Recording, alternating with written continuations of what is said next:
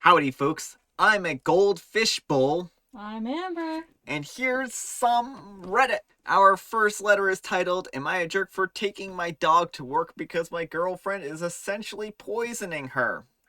I think it's insane. I have to post here, but apparently I'm a jerk, and here's how it goes. I have a 9-year-old dog, and she's been with me since she was a little puppy. I fed her a diet of fruits, specialized kibble, and meat. She loves blueberries, apples, bananas, and isn't a picky dog. She even eats carrots sometimes. She's not allowed to eat chocolate, obviously, or grapes, or raisins, or anything like garlic. I understand that most people only really know about chocolate being toxic, but there are other things listed as well. Well, my girlfriend recently moved in and she will not stop feeding my dog unsafe food. She knows about chocolate being toxic and never does that, but I see her toss a grape to her when I get upset. She says she forgot. She's upset because growing up, her parents always left leftovers, and the only thing that she couldn't have was chocolate, and they were fine, so I don't care. I was getting stressed out and worrying about my dog all day, so I asked my boss if I could just bring her to work, and I was told that would be fine. Now my girlfriend is upset because she'll be home alone all day long, and I'm showing that I don't trust her. My reasoning is once she can show me and I'm with me there to be supervising, that she knows the rules, I'll start feeling more comfortable with leaving my dog at home again. Until then, I'm not going to let my dog be poisoned by her. She was extremely offended that I used the word poison and has been giving me the silent treatment all night.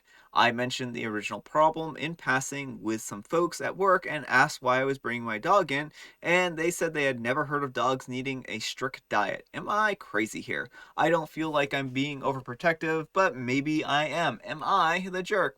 Alright, folks, what do you think? Jerk or not the jerk? Not the jerk. I think it's pretty reasonable for OP to limit what their dog eats, especially if those foods aren't healthy for them and may even cause them damage. So I don't think OP's the jerk here. Just because other people haven't heard of their dogs needing a restricted diet doesn't mean that the dog can eat other things. So I don't think you're a jerk here, OP. Anyhow, take care and good luck. You're not being overprotective, and my dog doesn't eat any of those things either. And a commenter above mentioned xylitol, which is in a lot of peanut butters. Check that too. Not the jerk for protecting your dog. You're the jerk for not breaking up with your girlfriend. She is a clear and present danger to the dog.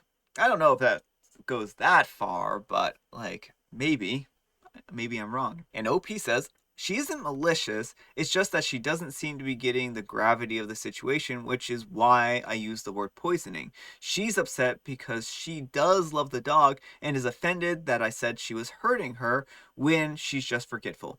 But to me, it just doesn't matter the reason until she proves that she can remember the rules. I can't trust my pup with her alone. And I think that's reasonable. All right, our next letter is titled, Am I a jerk for upstaging my grandmother at her wedding? I am a 28-year-old female and my maternal grandmother is 71. This past weekend she got married to her boyfriend of a couple of years. This is her 5th wedding, which I mention not to judge her, but because it's relevant later on. The last time she got married, I was in junior high school and wore a cranberry strapless dress that my grandmother purchased for me, very much in line with a cocktail dress code. I didn't try to do this, but in hindsight, I wore makeup that was too much for a wedding. I just wore what I would normally wear, do toned down smoky eyeliner and a nude lip. One of the granddaughters of the husband that she was marrying then pulled me aside and told me that I did too much and that I should wipe my makeup down before photos. I was extremely embarrassed. The only other wedding I've ever been to was when I was 6, so at the time I had no idea of what the etiquette would be and was mortified that I had broken it. I ended up wiping off my eyeliner, replacing the eyeshadow with a nude eyeshadow, and putting on a clear chapstick. For this wedding, my grandma reminded me that I should do a very toned down look and not upstage her at this wedding. Well, these days, I don't wear nearly as much makeup as I used to. I mean, like, oh, I was in middle school experimenting. Like, what middle schooler doesn't necessarily overuse makeup at one point in time or another? I think you can give a middle schooler a pass on something like that. They're just experimenting. So I went with my daily makeup routine, BB cream and light concealer, and nude cream blush, some light mascara. that was dark brown instead of black, and a sheer/glossy pink nude lipstick. I paired this with a navy blue dress that I tried my best to match my grandmother's request. That is the dress code, in between casual and cocktail. And just to give you people a picture of that dress, this is what it looks like. So nothing overly dramatic. A very, very kind of casual, almost cocktail dress. Well, my grandmother didn't say anything about how I looked during the wedding, nor did anyone else, so I assumed I did a good job of making sure that she was still in the spotlight. However, today she got some of the photos back from her friend who was taking them. She said that I was the standout in all of the photos and that it was a very tacky move to try and get all of the attention on me when it was her wedding.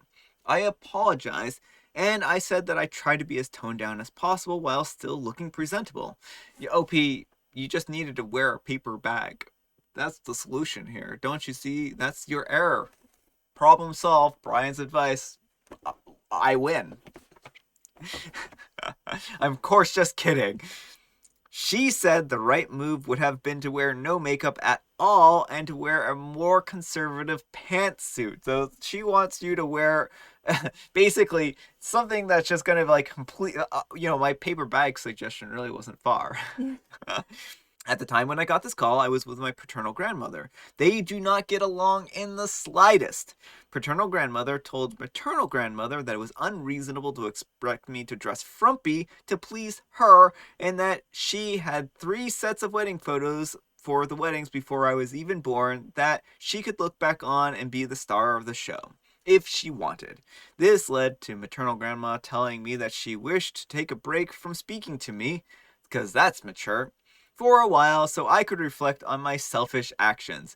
So, okay, this sounds like a discussion between these two. Why is OP being punished for a disagreement between 2 other adults? Like, this is just ridiculous. You can't control what your paternal grandmother says in this situation.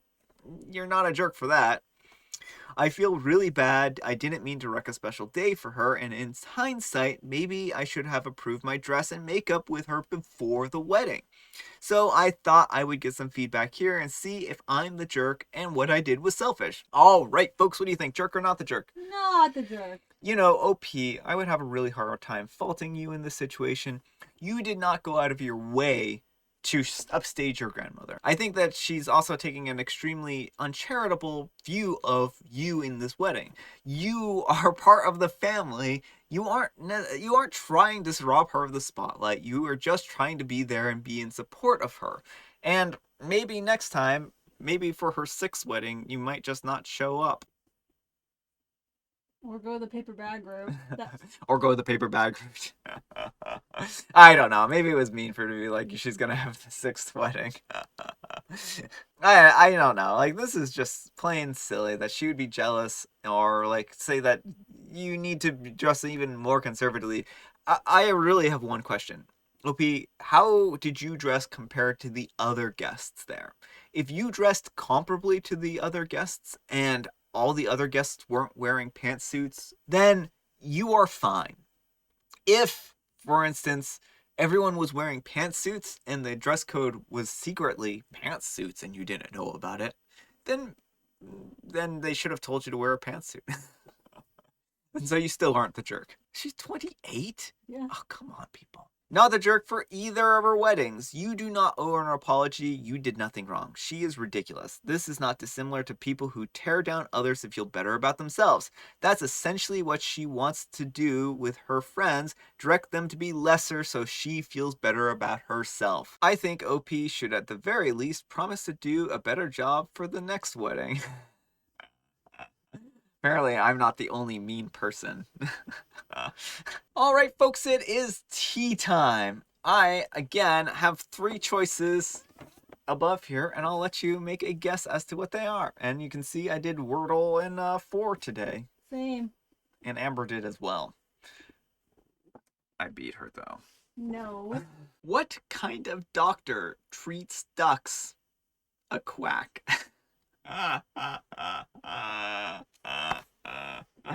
Oh no. No, no, no. No, no, no, no, no. Brian. I don't treat ducks fairly. I don't know. When are you being unfair to ducks? What are I'm you doing to them? I'm always being unfair to ducks because I don't feed the ducks. I feed the crows, and the ducks are jealous. Are they now? Do the Yes. ducks even know that we feed the crows? There are certain questions that should always remain unanswered. Oh, this is totally the exact same time as tea time. I had licorice spice. It has been consumed since then, but I had licorice spice. All right, our next letter is titled, Am I a jerk for going on an expensive vacation and not helping to fund my sister's IVF? I'm a 30-year-old male and my sister is a 34-year-old female, and she has been struggling to conceive with her husband for a few years now. They recently went to a gynecologist and were told that they were less likely to be able to without IVF. Obviously, she's upset about it. I don't know their exact financial situation, but she and her husband are both teachers at private schools. They said that their insurance doesn't cover it at all, and that they would be likely out about $25,000 in all with medication and everything. There is no guarantee of success, and it could be $25,000 and no positive result. They asked me and my parents if we would help to pitch in, and my parents objected due to it being against their religious beliefs. I'm not religious at all, and I don't have any ethical objections, but that's just a lot of money with no guarantee, so it seems like a bad idea, and I'm just not comfortable with giving that amount to a family member. My wife and I work hard, and we don't want to potentially throw away, if we don't have to, the success, and so we told them no. She was upset, but it left it at that at the time when we told her. Well, my wife and I have always wanted to go to Europe, and now that travel is back on, we decided to take a trip together. I don't use social media, but my wife does, and she got excited and posted her on her story a confirmation about our flights being booked. Well, my sister saw it and then texted me saying how much of a jerk I was for spending all that money on a vacation but not helping my own sister have a family. At first, I brushed it off as her being upset at the situation, but today I got another mean text from her. Am I the jerk here? Alright, folks, what do you think? Jerk or not the jerk? Not the jerk. OP, it one, isn't your responsibility to finance their IVF. And two, are you taking a $25,000 vacation? I don't think you're taking a $25,000 vacation, but maybe you are. And if you are, that's kind of your choice. You are not bringing about their fertility issues. This isn't anything you can help. And while it would be nice maybe for you to potentially contribute some small portion, maybe whatever you're comfortable with, you are under no obligation at all to contribute $25,000 to something that they want to do. There are a lot of other options for being a parent if that's really what they want that do not cost $25,000. And also, like you mentioned, this is a huge risk. You could spend $25,000, or they could, and have no result.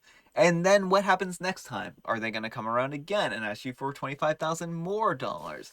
Maybe it's just this one time thing, but generally these stories kind of have the whole they ask for multiple times, multiple rounds, and no matter what you do, it's always going to be selfish because there's always going to be something that you could have done more to help support their family. I mean, maybe this is just a slippery slope argument that I'm making, and that there's no danger at all of any of that. It seems like these kinds of things happen often enough that I don't know that I'm reaching too much with that slippery slope argument. So let me know what you folks think. Anyhow, take care and good luck. Not the jerk. It's not your job to fund her dreams.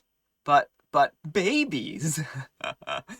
Slash sarcasm, obviously.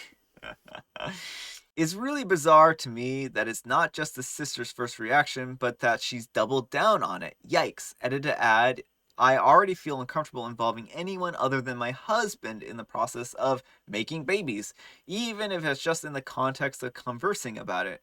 Hi, overshadowing in laws. I can't imagine feeling so entitled that I would begrudge a family member their well earned vacation because I thought I deserved the money that they had earned more.